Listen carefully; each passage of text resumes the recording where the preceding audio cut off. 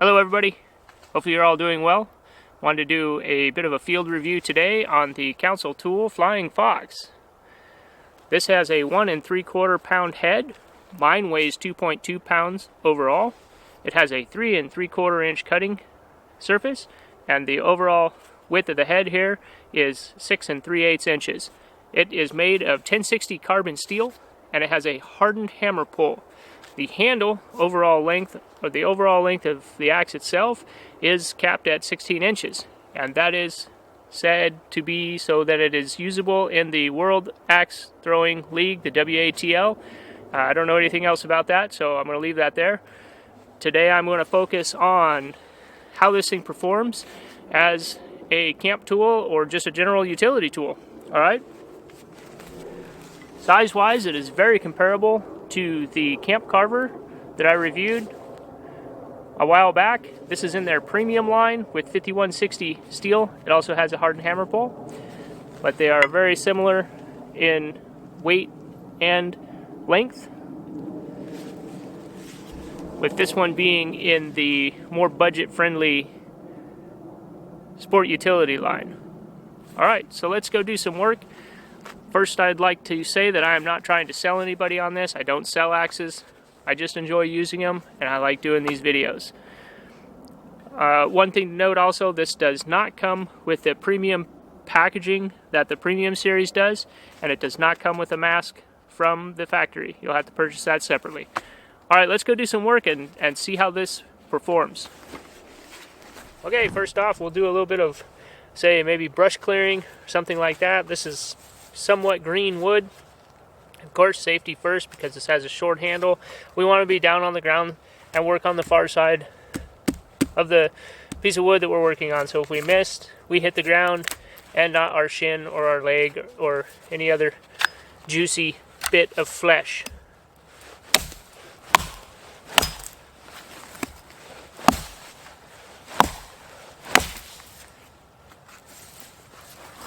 We'll switch sides to do this again, so if we miss, we don't hit ourselves.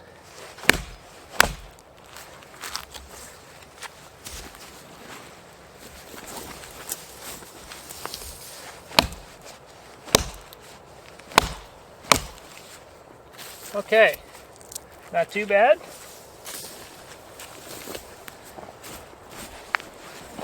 Do a little chopping here.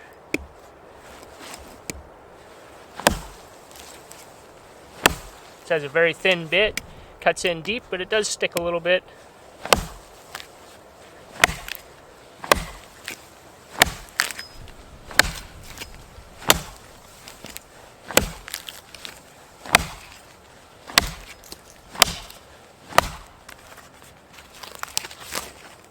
Not bad. I will try chopping through some dry wood. We did green. Let's see how this does. Again, maybe this is your trail clearing or something of that sort. Let's see how she does.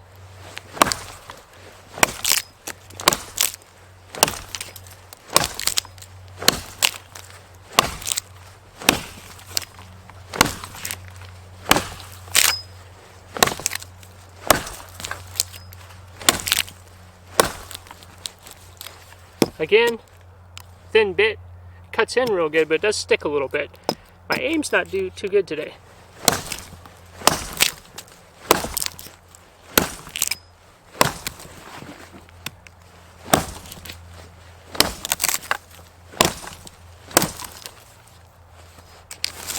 Not too bad. It'll get the job done. Alright, so now we're going to do a little bit of splitting. I'll be splitting some rounds. It's about the size I would use in my hot tent stove. Ideally, I would be using my splitting axe, but let's see how this does. No problem. I was expecting a little more resistance. There was a knot. Let's try this one. And again, safety first. I'm squatted down, And if I miss, I'm going to hit the log. And if I miss the log, I'm going to hit the ground before I hit myself.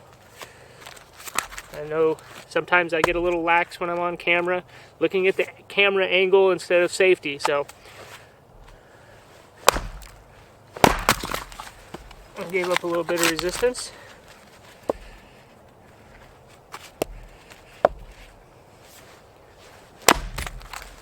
Not much though.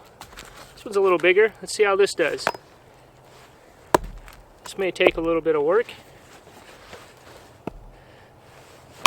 Nope.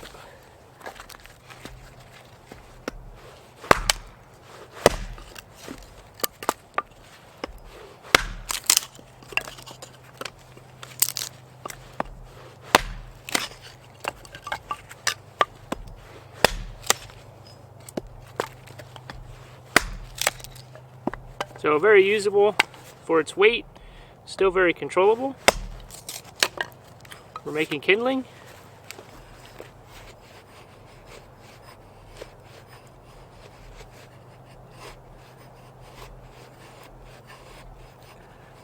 Very controllable head size with a smaller handle.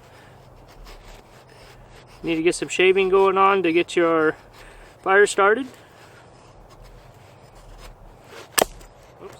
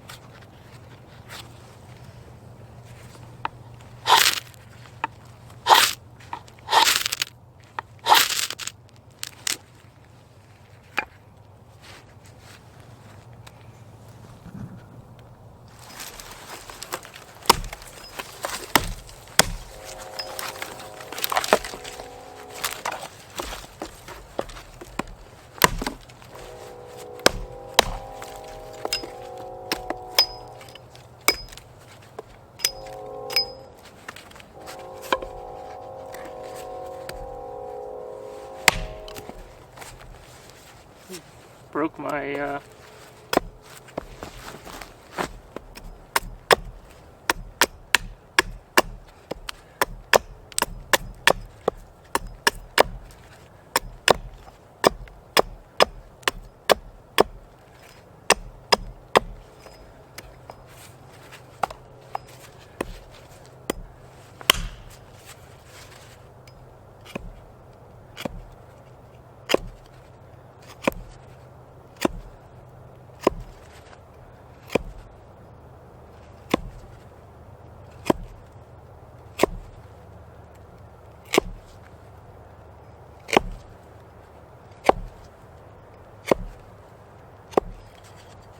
nice little tent stake there. Got a natural little hook.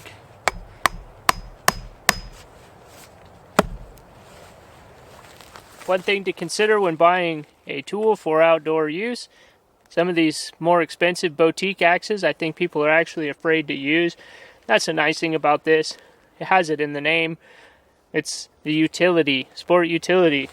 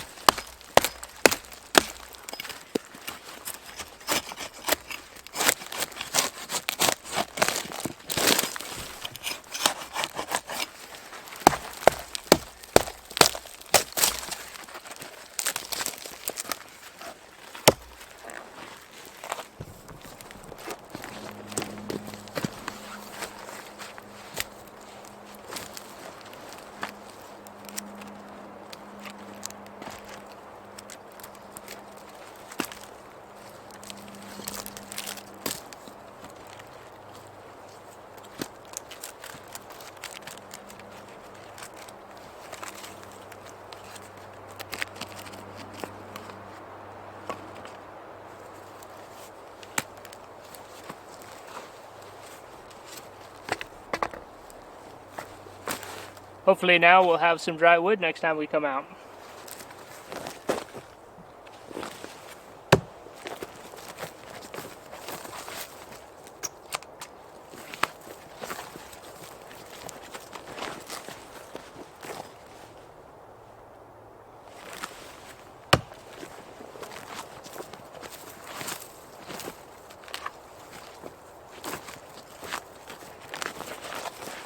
I like it.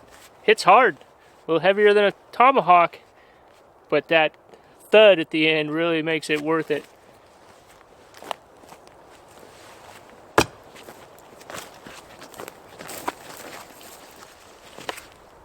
Alright, final thoughts. Hopefully I was able to show the utility of this little axe.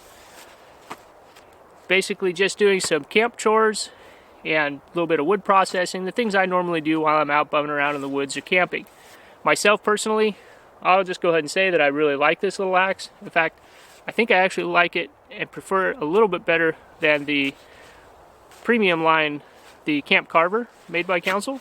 There's just something about this one that I like. In any case, they're both good axes.